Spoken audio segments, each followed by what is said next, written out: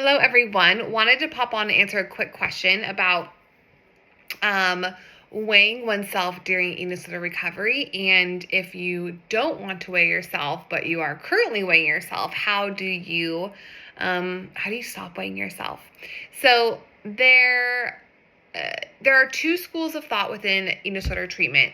There are some dietitians and clinicians who are very pro, like, let's weigh yourself to desensitize you to the number. This is can be done in family-based treatment and some other modalities, but there is, yes, a school of thought that if we expose yourself to the number each week, we're desensitizing you to that number, and it is a type of exposure therapy that desensitizes and processes the emotions around a number. There is another school of thought that weighing yourself during eating disorder recovery can be triggering, especially if we're coming from a more undernourished place that is not quite ready to kind of have that information. And there is a fear that the person can get very latched onto the number and it can create a lot of emotional distress. And as we know too, our bodies can really fluctuate in terms of weight. That is very common. And so natural fluctuations can be really confusing and very obsessive like for a client. And so I would say a wider percentage of dietitians and clinicians recommend no weight checks or blind weight checks. And then as a person is more healed and they're farther along in their journey, to do weight exposures.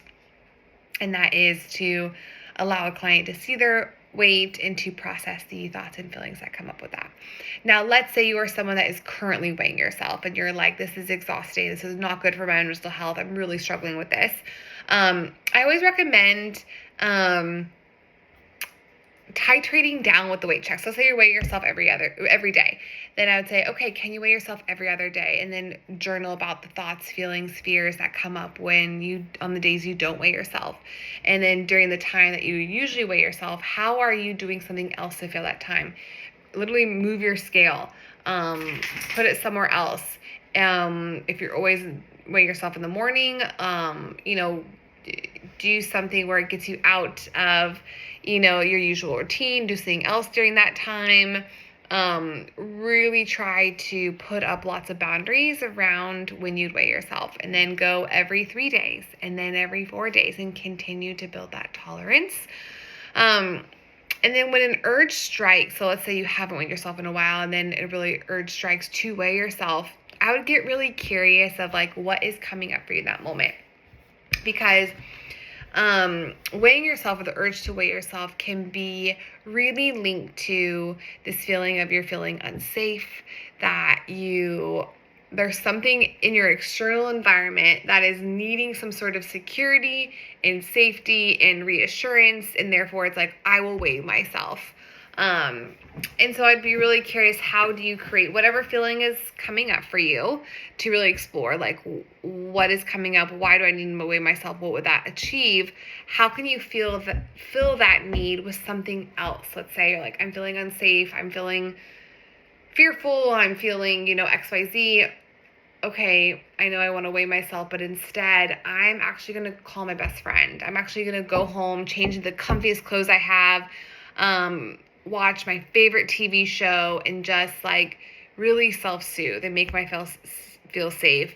I'm feeling very anxious and scattered. I'm going to go splash cold water on my face and just kind of reset my nervous system. And so it's like, how can you get a need met without having to weigh yourself? And the really interesting thing about behavior, such as like weighing yourself or other types of behaviors, is the more we do it, the more we weigh ourselves, the more we're telling our brain that is important, and therefore it's going to continue sending that urge. Case in point, just any habit, right? Brushing our teeth, any sort of habit. The only thing I think about is brushing our teeth. So if we do something over and over again, our brain goes, oh, this is needed for survival. I'm going to like really create this urge and this drive to continue doing this pattern or behavior. And so that same process will latch onto this weight checking piece, and therefore your brain will create this drive to weigh yourself. So as we slowly decrease the amount of times you're weighing yourself, your brain starts to go, oh, is this needed for survival? I guess maybe it's not. And so the urge over time should get less and less. And so that is from a purely biological perspective of what's happening around those automatic behaviors. And so I'm hoping that's helpful. I would love to hear how everyone else, if you've really fought these urges to weigh in, and what was helpful around that. I would love to also hear from you. But there is some thoughts around that. All right, guys, bye.